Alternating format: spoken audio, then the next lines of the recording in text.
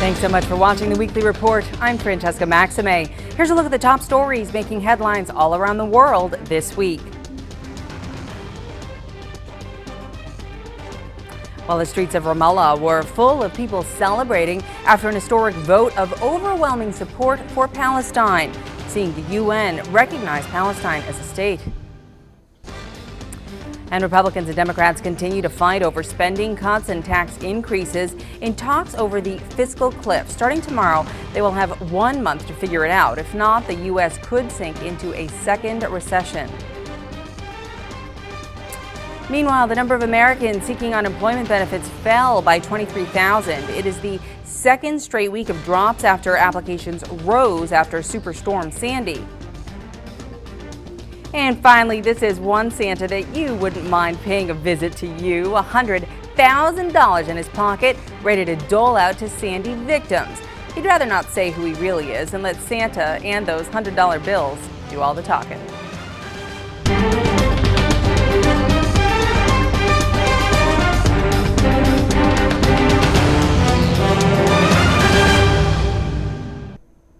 Well, there were celebrations in the streets of Ramallah Thursday night after the UN made the historic vote to recognize Palestine as a state.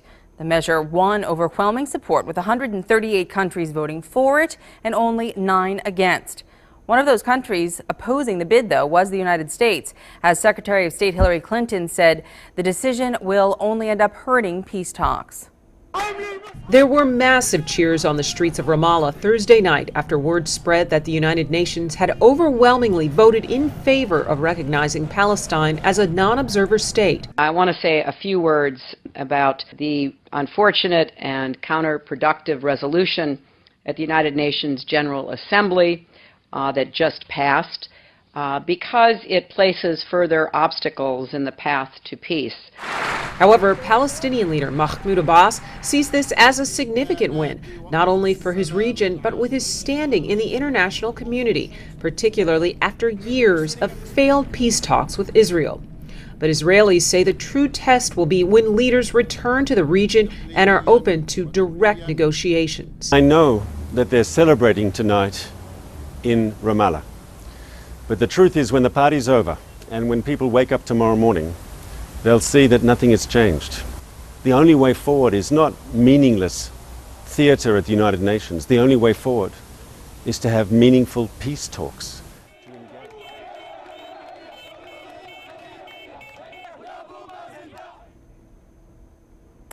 Well, U.S. envoy to the UN, Susan Rice, met with Republican lawmakers this week. They are still all up in arms about the attack that killed 4 Americans in Benghazi, Libya. And the blowback about her initial account of what happened could end up dashing Rice's hopes as Secretary of State.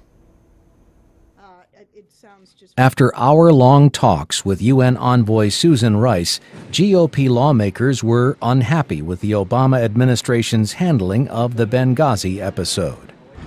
We are significantly troubled by many of the answers that we got and some that we didn't get concerning evidence that was overwhelming leading up to the attack on our consulate, the tragic deaths of 4 brave Americans. Senator John McCain led the Republican onslaught against Rice. It is clear that the information that she gave the American people was incorrect when she said that it was a spontaneous demonstration triggered by a hateful video.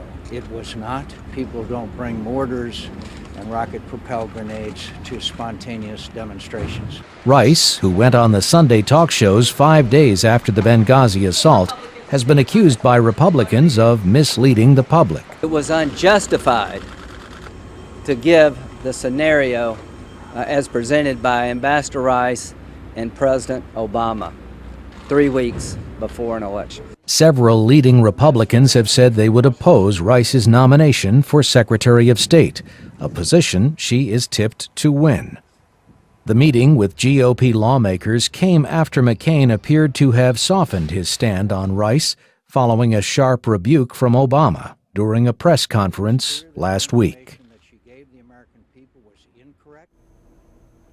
While the political economic standoff continues as the United States inches closer to the so-called fiscal cliff, Republicans say that no substantive progress has been made, while Democrats say they are still waiting for a serious offer from Republicans.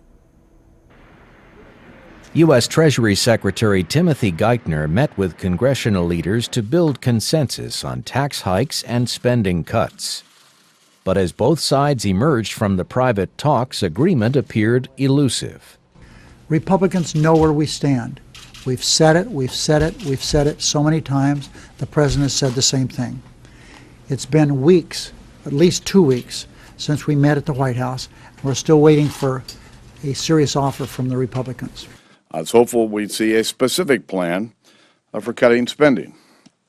We sought to find out today what the president really is willing to do.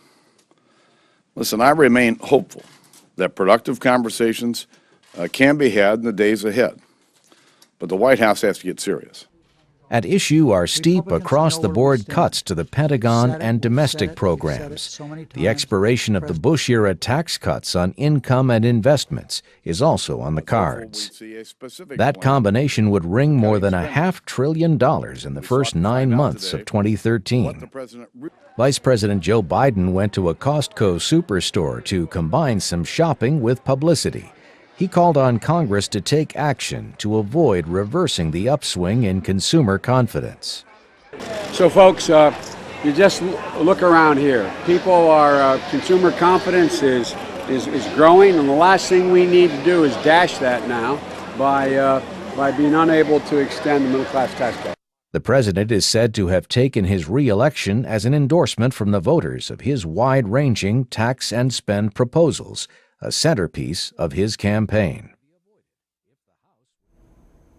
Well, you might be tempted to think that the $60 billion Americans spent on Black Friday is some kind of indication that the economy is really on the upswing. However, economists are still predicting a cold and dreary winter. And they're not talking about the weather. The U.S. economy grew faster than predicted during its third quarter. The summer saw a steady increase at a 2.7% rate. However, economists anticipate a weakness in consumer and business spending in the October-December quarter. This is largely due to the fact that the East Coast is still recovering from Superstorm Sandy. Another major reason is the threat of an imminent recession if lawmakers disagree on a way forward on deficit reduction. On the plus side, a GDP report shows the negative impact of Superstorm Sandy is starting to fade. The number of Americans seeking unemployment benefits fell by 23,000. It was the second straight drop after Superstorm Sandy had driven applications to 451,000. A Federal Reserve survey also shows improved consumer spending and steady home sales. Well, what exactly will happen if we do go over the fiscal cliff?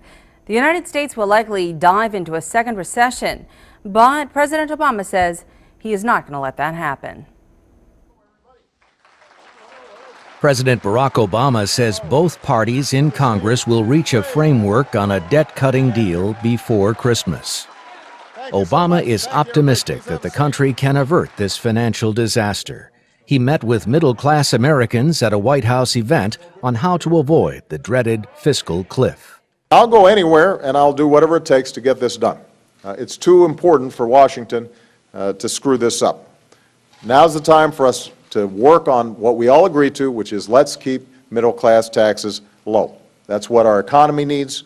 That's what the American people deserve. And if we get this part of it right, then a lot of the other issues surrounding deficit reduction in a fair and balanced and responsible way are going to be a whole lot easier. And if we get this wrong, the economy is going to go south. The president took note that some Republicans are willing to extend the current tax rates for households earning less than $250,000.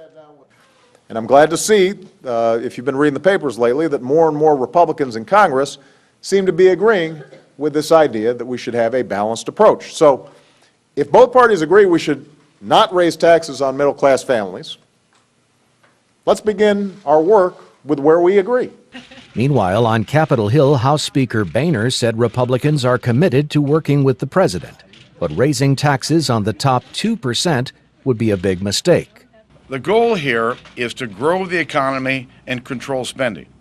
You're not going to grow the economy if you raise tax rates on the top two rates.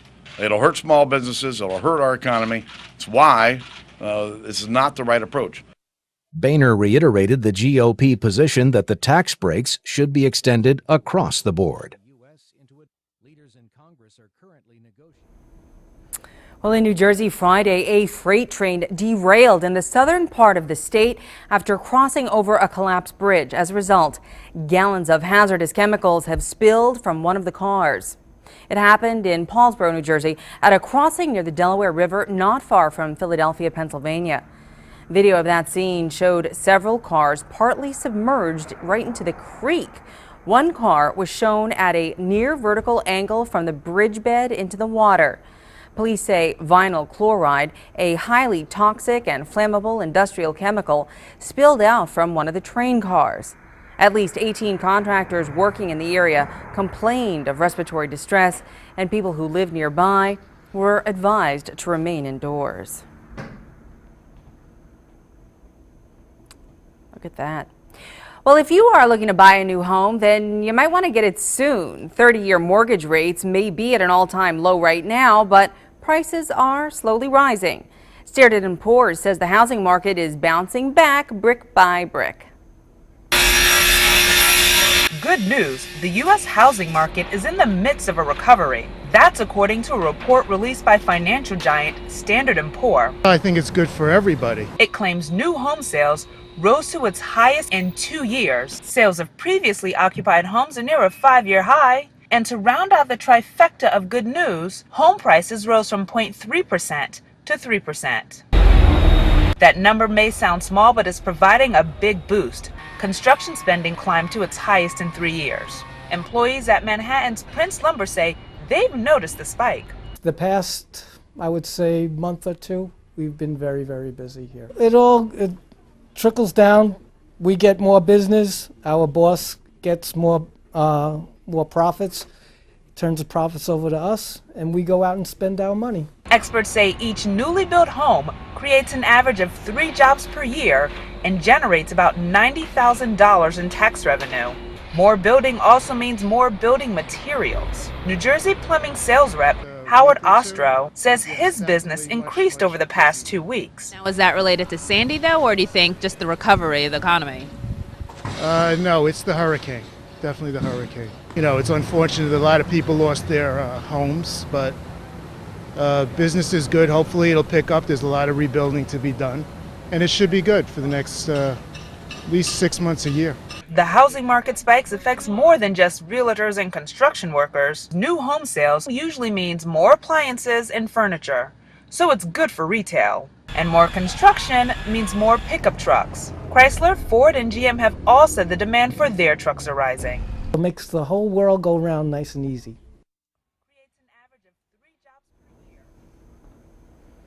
Well, homelessness continues to be a troubling problem in the United States. Almost a quarter of the 3.5 million people living on the streets are children. National Homeless Youth Awareness Month, though, does aim to recognize their plight. Imagine how good it will feel when you climb into your bed tonight. Now imagine the estimated 3.5 million Americans who won't know that feeling. Not because they're up all night partying or studying or even working, but because they're homeless. And many of them are children. Home? I don't really know what that means. I hope for a house. The HBO documentary, Homeless, the Motel Kids of Orange County, spotlights America's fastest growing segment of the homeless, families with children. They may be hidden from view, but they are living in shelters, motels, or even a classmate's couch.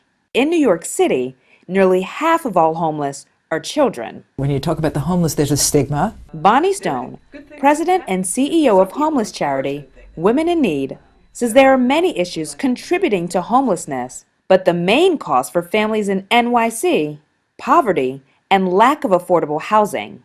They're generally poor, perhaps undereducated, have had difficult times. They could have been domestic violence victims. Her organization provides immediate and long-term assistance to families, tailored to fit their needs. Is it a family who has simply been burned out of an apartment and they have jobs and all they need is a little bit of time to regroup? Is a family a young mother who is just inexperienced? Stone says you rarely see families with children sleeping on the street because New York City made and honored a commitment to provide beds to those in need. So why so many adults and teens sleeping in corners and subways?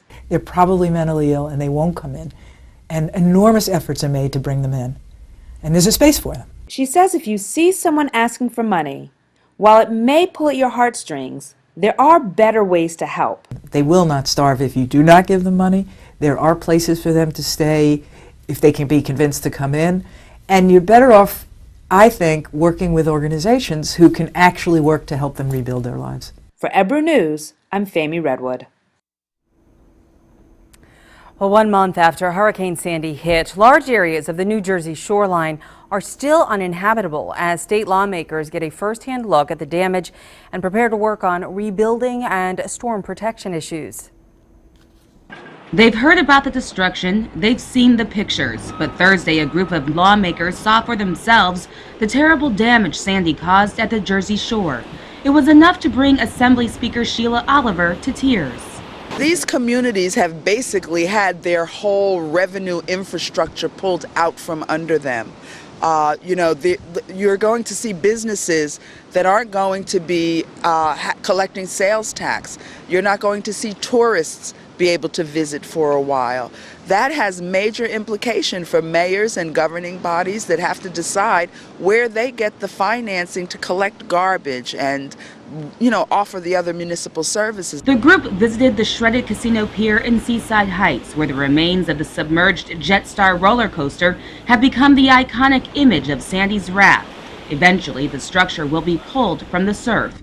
In the town of Lavalette, piles of debris and rubble that still line the roadsides sit outside people's homes and businesses speak volumes of how much more needs to be done. Small business owners are struggling to find ways to reopen before the summer beach season. If they're going to rebuild the Jersey Shore, it's all about the small business, because nobody's going to come down here if they can't, have something to eat or have an ice cream. And most of the small business did not have flood insurance. The barrier island of Ortley Beach remains a ghost town. Nobody's living in the Barrier Island at this point, on this end of the Barrier Island at all. There's no electricity or gas service. There's still a major recovery and cleanup efforts going on. The lawmakers said the tourism industry provides $38 billion in the state every year, and that's so important, not only for this area of the state, but for the entire state. The group plans to look into how to better protect the state from future storms. Well, he engineered one of the biggest insider trades in U.S. history, but now he's back out on the street. Mathew Martoma was released on $5 million bail after his arrest last week.